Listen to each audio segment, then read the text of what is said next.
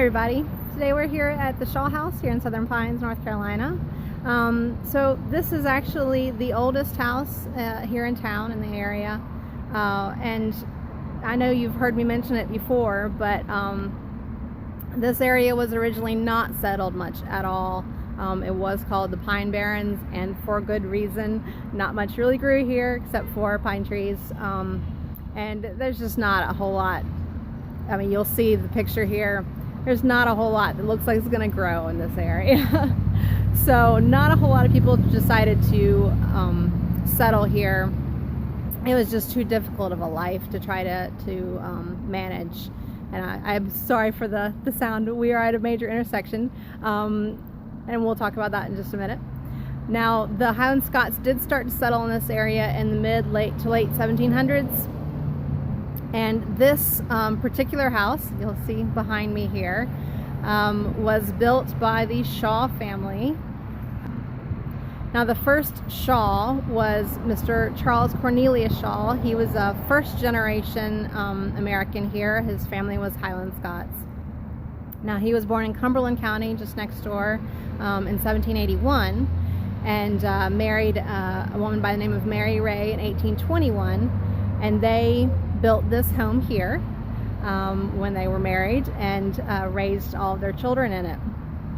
Now, they originally had purchased 125 acres here in the Pine Barrens, and eventually owned 2,500 acres. So they really expanded their farm. Now, they were planters. They basically worked off of the pine trees here. They harvested from the pines to create naval stores for the shipbuilders. Now, they had made a pretty good living off this. Obviously, they did expand their farm. Now, this house was built in 1821, like I said, when they were married, built of heart pine. That is the very, very strong interior portion of an old pine tree, and it is very resinous and does not really disintegrate, which is why this house is still here. Termites don't like it, so that's always a good thing. Now, originally it was 3 rooms wide, and just pretty much not even sure exactly how they used the rooms, but probably had a sitting area, bedrooms, that kind of thing. Now, in 1842 they did add a couple of additions to the house. You can see sort of along the side here, the house did get expanded a good bit towards the back. They added sort of a dining room and eventually a kitchen in the 1920s. Back when it was just a 3-room house. Now, 2 did die in infancy, and 2 more died during the Civil War. Of course, they were involved in that, living here in North Carolina. The first was Thomas, one of the sons. He died in 1864 in a Raleigh hospital. I'm not quite sure what kind of battle injury or maybe a sickness, which happened quite often with soldiers back then. The other one was Daniel, who was a physician actually, but he died in 1861 in Carolina City, not too far from here. And both of them are buried at the cemetery that we've already looked at over in Bethesda. So I'll show you their tombstones here. Now, the 3rd son that went and joined the North Carolina troops, 26th Regiment, was the youngest. He was Charles Washington Shaw, and he did survive the war. He was wounded 7 times, but he did survive the war and eventually came back and inherited the house. His oldest brother had moved off and gotten his own homestead just a little ways up the road here, and so he inherited this house from his father when he passed. Now, he married a widow, Katie Bethune-Blue, and they lived here with their children for many, many years until her death. And later on, he took care of his 2 maiden sisters, and the 3 of them lived here together until they all passed. Now, he was the Justice of the Peace, or one of the main Justices of the Peace for this area originally, and ended up selling 675 acres of the Shaw family land to Mr. Patrick, which we talked about before, to create the town of Southern Pines. And he became the first mayor of Southern Pines. Actually, he was mayor a few times, but he was the very first one. Now, if you ever want to come and check out the interior, I'll show you a couple pictures, but really it's a beautiful home. You have to come see it. It's absolutely gorgeous.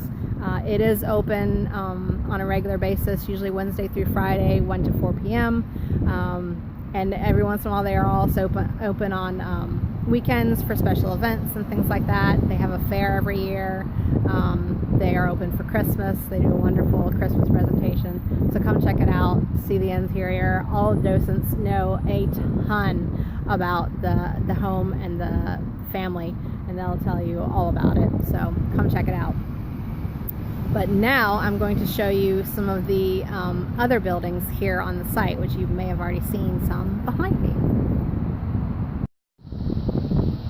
Now they built this home at the on Morganton Road here, which was at the time quite a major trading road for the area. It really ran between Fayetteville and Morganton City here in North Carolina, so quite a long road. And also nearby was the intersection of the PD Trail, which is a major Indian trading road, Native American. So they picked a good spot for where they needed to be.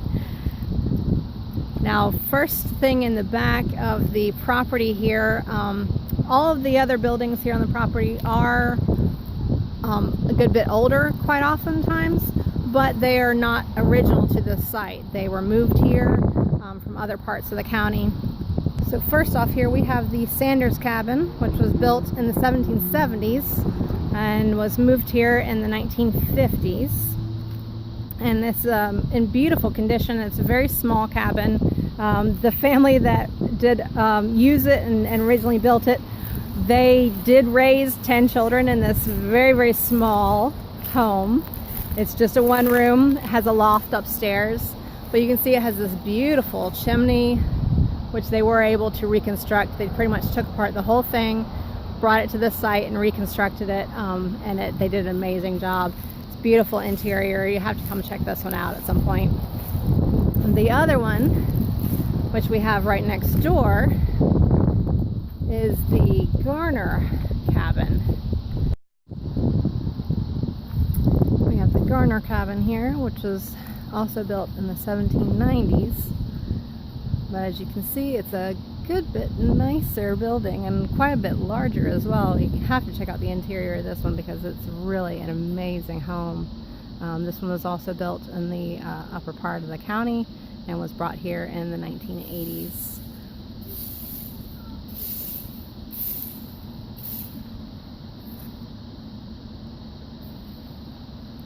The remaining buildings here are, like I said, are from other parts of the county. And the last one I'm going to show you is the tobacco barn.